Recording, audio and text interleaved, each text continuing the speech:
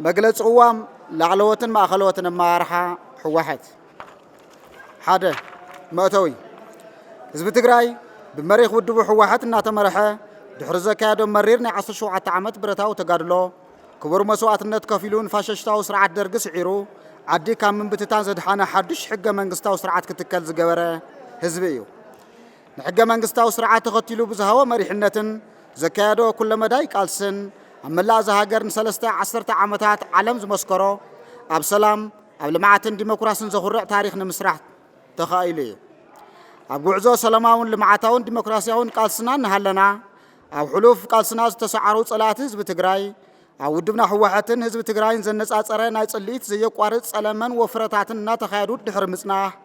حزب تجراي نمسنا تاريخ يقرا زي ولو كل مداي قفعن برستن فتصيمام اتبسلا كوينا تقديم زرداء ورجع حزبنا مريح ودبو حوحتن بترجع من سلام إيدهم من تزرقحون سماع سلا زي ترخبه كمزيز زنورنا بحتاو ممارس مكيت كان سعر كان موسى طرح بمن بارو بمريح ودبو حوحتنا تمرحه عن صارت يابلو علي زكاية دوم مرير سنتتن دجن جنبارن بمت إسسار بمستنكراو صنعات مكيتو نايزوس إدما وعلى سلام بريتوريا غفرم أخي إليو سممع بريتوريا زفوت أورونا سلام هواهو انتهالو وقا بمولو النت كتكبر بزي مخالو عفتحتو ورر تزول لهزبنا حراي وصن حق منقستاو قزاء تقراينا بعلوان نوي تملسن زتمزاولا زتصدرن هزبنا نعم مربوتهم من لس لزي تقبره حزوون كرفحنا براخ دفن توسخ واقا يخفلنا الله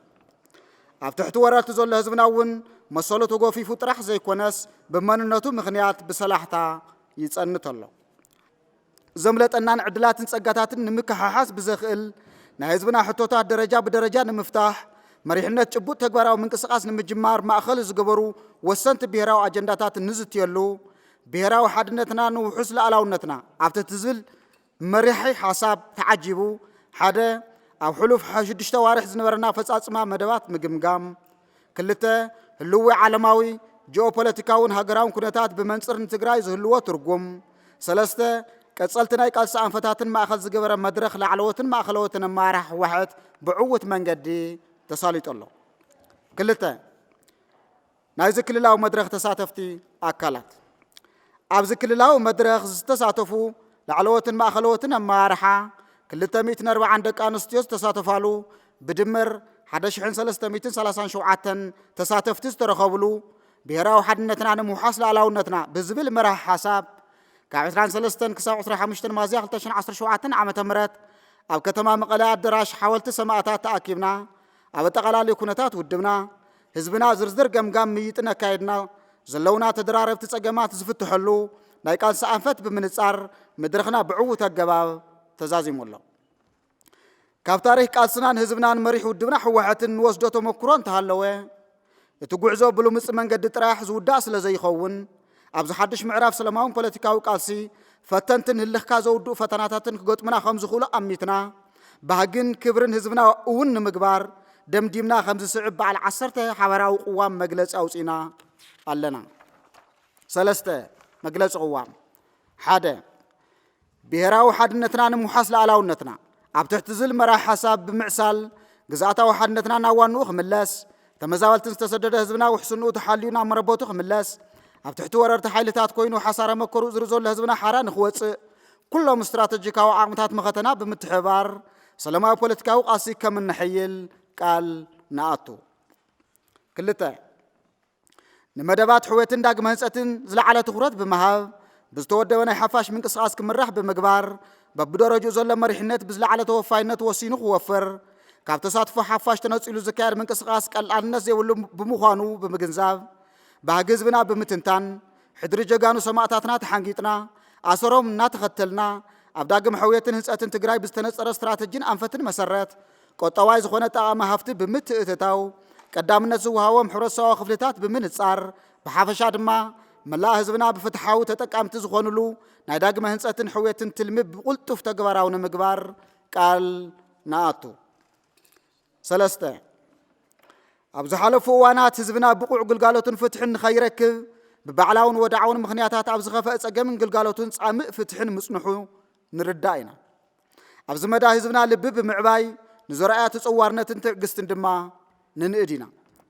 ነዚ ብምርዳእ ኣብ መዳይ ዘፈርፀታን ድሕነትን ዝረኣዩ ፀገማት ኣብ ውራ መሬትን ምሕደራ መዓድንን ዝረአ ዘሎ ሓደገኛ ኩነታት ህዝብና ኣሳቲፍና ናብ ስርዓት ከኣቱ ብምግባር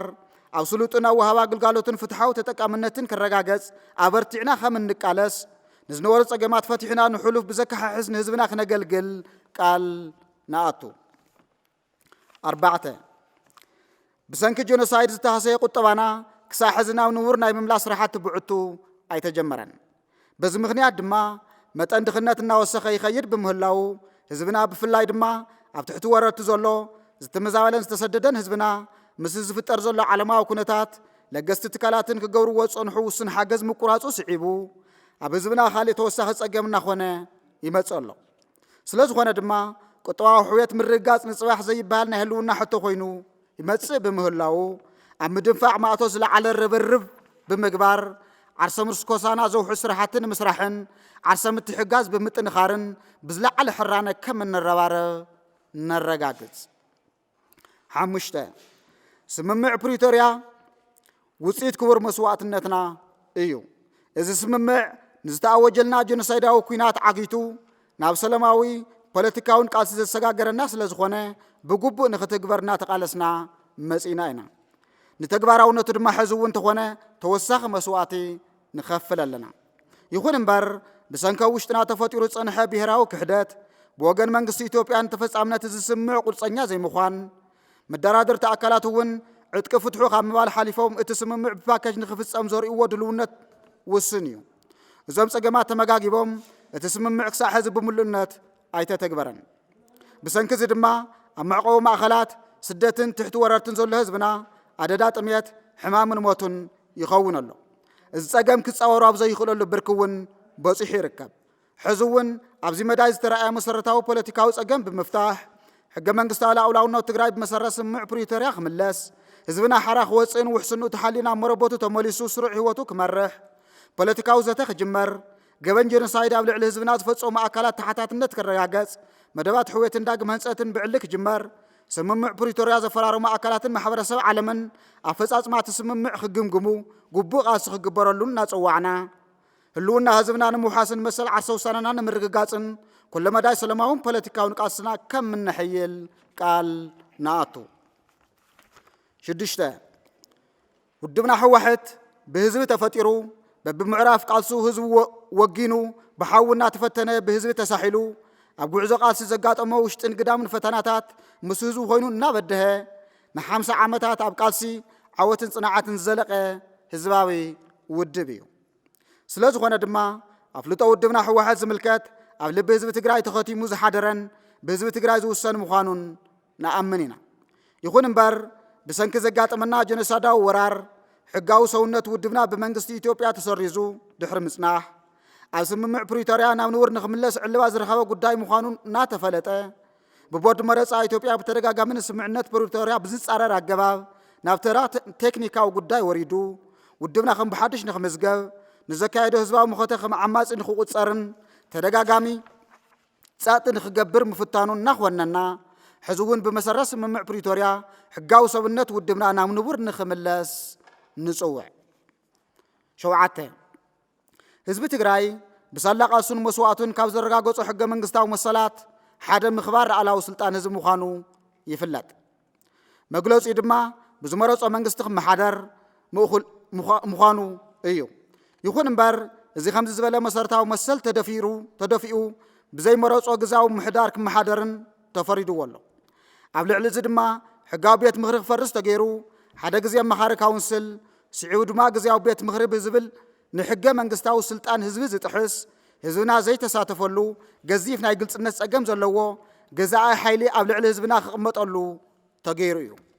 እዚ ድማ ፍጹም ፀረ ዲሞክራስን ፀረ ሕገ መንግስትን ብምዃኑ ፍጹም ተቐባልነት ከም ዘይብሉ እናረጋገፅና ካብ ግዜያዊ ምሕዳር ናብ ህዝቢ ብዝተመረፀ መንግስቲ ንምስግጋር ኩሎም ፖለቲካዊ ሓይልታት ትግራይ ብማዕረ ዝወዳደርሉ ሰላማዊን ዲሞክራሲያውን ፍትሓውን መረፃ ንምክያድ ግዜያዊ ምሕዳር ትግራይ መንግስቲ ኢትዮጵያ ኩሎም ፖለቲካዊ ሓይልታት ትግራይ ነዚ ዘድሊ ብቑዕ ቅድመ ምድላው ክገብሩ ንፅውዕ። 8 ረብሓን ሓደጋን ህዝቢ ትግራይ ሓበራዊ ምዃኑ ናይ ርሑቕን ቀረባን ታሪክና ዝተምሃርናዮ ሓቂ እዩ። ስለዝኾነ ድማ ሓድነት ህዝቢ ትግራይ ንምዝራግን ብገርህን ብጉርሕን ብግልፅን ብሕቡኡን ዝሰርሑ ዘለዉ ኣካላት ኣደብ ክገብሩ እናፀዋዕና ንዝረኣዩ ዘለዉ ፀገማት ትርጉም ብምሃብ ብኣጋ ክእረሙ ክግበር ብሄራዊ ሓድነትን ክብርን ህዝብና ተዓቂቡ ክዘልቕ ግዝያዊ ምሕዳር ትግራይ ተናሕናሕቲ ውድባት ፖለቲካ ትግራይ መራሕቲ ሃይማኖት ዓበይቲ ዓዲ ኣብ ውሽጢ ዓድን ወፃእን ዝነብር ህዝብናን ይግባእን ባህልቲ ኣካላትን ኣብ ምጥንኻር ውሕስ ህላዋና ዝኾነ ሓድነትና ብውነ ክሰርሑ ፃውዒትና እናቕረብና ኣብዚ መዳይ ካባና ዝፅበ ኩሉ ንምግባር ድልዋት ምዃንና ነረጋግፅ። ትሽዓተ ካብቲ ገጢሙና ፀንሖ ውሽጣዊ ናይ ምብትታን ሓደጋ ብዝተወሰነ ተናጊፍና ናብዚ ሕዚ ንርከበሉ ብዓይነቱን ትሕዝቱን ዝተፈለየ መድረኽ ቃልሲ ንኽንበፅሕ ናይ ህዝብና ብፅሒት ወሳነ ብምዃኑ ንዝገበርካዮ ኩለ መዳይ ቃልሲና ንኣድና ዝለዓለ ምዃኑ ንኣዳና ዝለዓለ ምዃኑ እናረጋገፅና